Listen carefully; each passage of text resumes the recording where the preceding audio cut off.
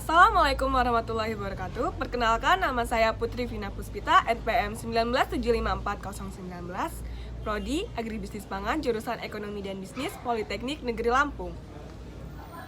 Di sini saya akan menjelaskan pengendalian kualitas proses produksi kopi Arabica pada UD Cipta Lestari.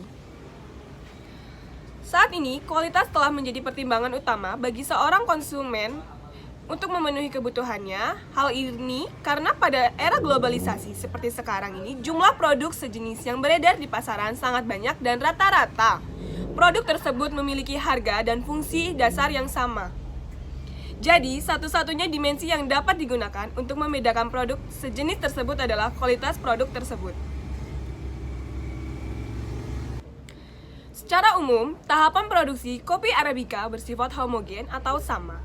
Pada proses produksi, perusahaan UD Cipta Lestari menjadikan standar perusahaan terdiri dari beberapa tahap, yaitu tahap pertama, proses sortasi buah kopi, kedua, pengupasan kulit buah atau pulping, ketiga, fermentasi, keempat, pencucian atau washing, kelima adalah pengeringan, lalu keenam, pengupasan kulit kopi HS atau hulling, dan ketujuh, serta biji kopi beras, sortasi biji kopi beras, lalu ke-8 penyairangan biji kopi Arabica beras, ke-9 sortasi biji kopi Arabica beras roasted, dan 10 adalah pengemasan.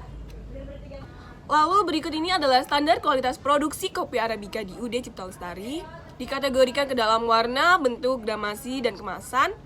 Dalam standar warna, biji kopi Arabica berwarna coklat terang, lalu dalam standar bentuk, biji kopi Arabica memiliki bentuk utuh dan tidak cacat, berat produksi jadi sesuai dengan apa yang tertera dalam kemasan.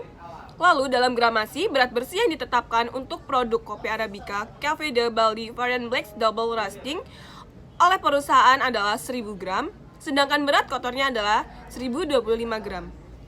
Lalu dalam kemasan, produk dikemas dengan rapi dengan kemasan yang bersih dan telah ditempelkan stiker logo yang tercetak dalam dengan baik dan terpasang dengan lurus.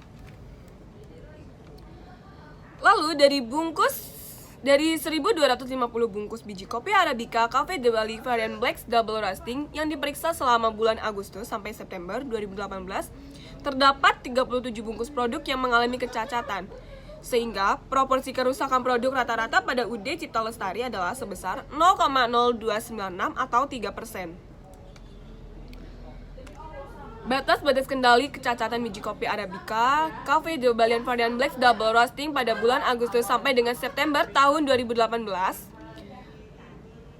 Jumlah sampel produksi bungkus sekitar 1250, lalu jumlah kerusakan bungkusnya 37, lalu batas kendali CL 0,030, UCL 0,102, LC-nya minus 0,042.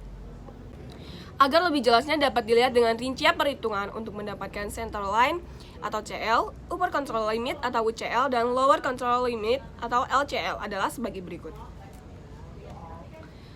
Untuk menghitung Central Line atau CL, CL sama dengan 37 dibagi 1250 dengan hasil 0,030. Lalu untuk menghitung Upper Control Line atau CL atau UCL sama dengan 0,030 ditambah 3 dalam kurung akar 0,030 dalam kurung 1 min 0,030 per 50 sama dengan 0,030 ditambah 3 dikali 0,024 sama dengan 0,030 ditambah 0,07 sama dengan 0,102.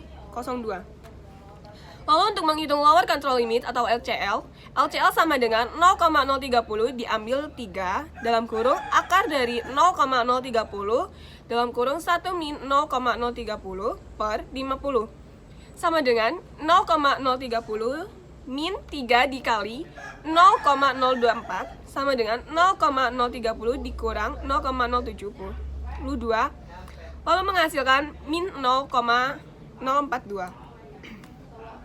Berikut adalah proporsi kecacatan dalam bentuk grafik produk biji kopi Arabica. Berdasarkan gambar tersebut dapat dilihat bahwa seluruh titik proporsi kecacatan sejumlah 65 titik berada di antara batas kendali UCL dan LCL. Hal ini berarti bahwa pengendalian kualitas proses produk biji kopi Arabica sudah berjalan dengan baik. Lalu berikut adalah fishbone diagram produk cacat biji kopi tidak berwarna coklat terang. Bisa dilihat dalam diagramnya. Lalu berdasarkan diagram tersebut dapat diketahui bahwa kecacatan pada biji kopi yang tidak berwarna coklat terang disebabkan oleh beberapa faktor, yaitu faktor manusia, metode, mesin, dan lingkungan. Faktor pertama adalah faktor manusia atau tenaga kerja, di mana tenaga kerja yang bertugas untuk mengendalikan mesin kurang memahami proses yang harusnya dilakukan. Selain itu, tenaga kerja seringkali kurang teliti saat melakukan proses sortasi terakhir. Hal ini menyebabkan beberapa kopi yang tidak sesuai standar masuk ke dalam kemasan. Faktor kedua, mesin pengofon atau sangrai. Pada beberapa kejadian, mesin ini mengalami error saat melakukan kegiatannya. Hal ini menyebabkan beberapa kopi memiliki tingkat kematangan yang lebih tinggi dibandingkan dengan lainnya.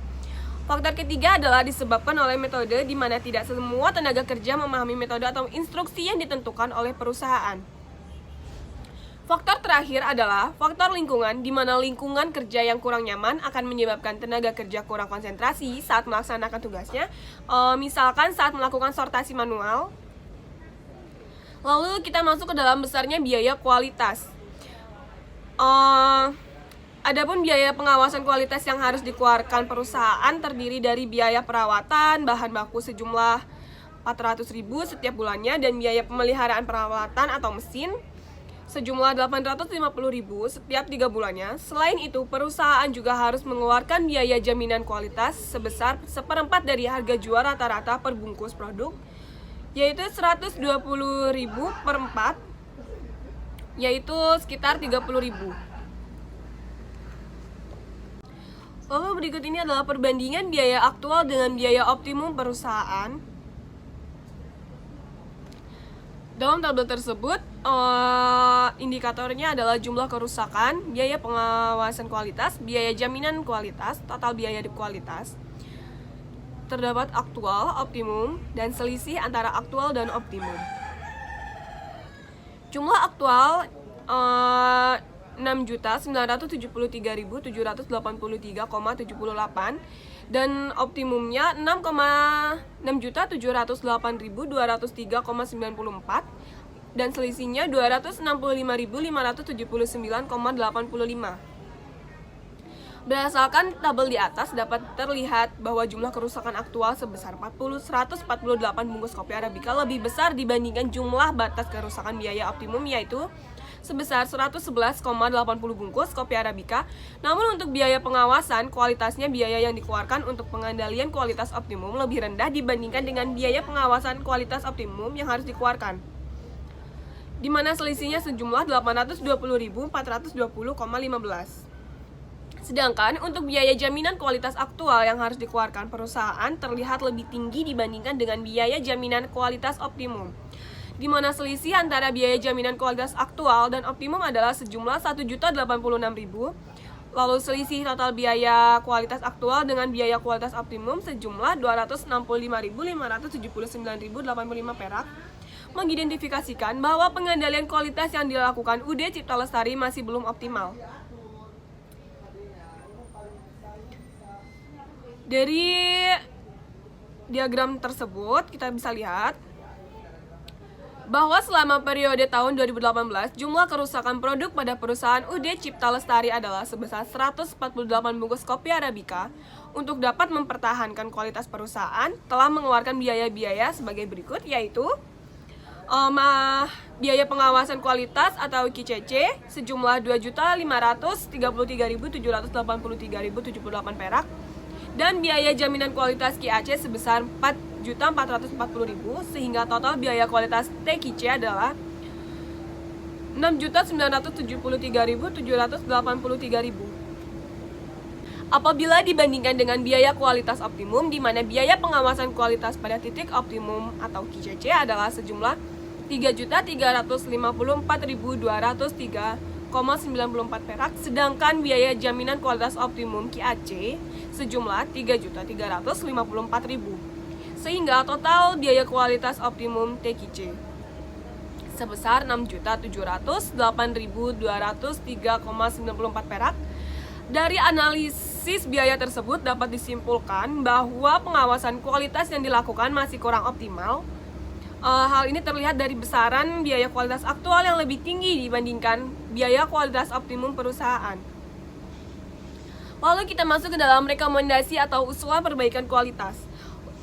Langkah berikutnya setelah diketahuinya penyebab terjadinya kecacatan atau penyimpangan pada produk biji kopi Arabica pada UD Cipta Lestari adalah menyusun suatu usahaan tindakan perbaikan. Adapun biaya atau upaya yang dapat dilakukan untuk mengurangi kecacatan produk adalah faktor manusia. Faktor manusia sebagai faktor utama yang sangat penting dalam proses produksi harus diberikan perhatian yang lebih. Lalu faktor mesin. Mesin sebagai alat yang membantu perusahaan untuk menjalankan seluruh aktivitasnya harus diberikan perlakuan yang baik, mulai dari membersihkan dengan setiap sehabis produksi dan dilakukan perawatan yang rutin setiap bulannya. Lalu faktor metode. Metode yang digunakan untuk perusahaan untuk melakukan kegiatan produksi tentunya harus disosialisasikan kepada seluruh karyawan agar tidak terjadi kesalahan penanganan produk atau mesin yang menyebabkan produk tidak sesuai dengan standar yang ditetapkan perusahaan. Lalu faktor lingkungan. Lingkungan kerja sangat mempengaruhi kinerja karyawan dan secara tidak langsung berkaitan dengan kualitas produk yang harus diproduksi perusahaan. Sekian dari saya, kurang lebihnya saya mohon maaf. Saya akhiri. Wabillahi taufiq wal hidayah. Wassalamualaikum warahmatullahi wabarakatuh. Terima kasih.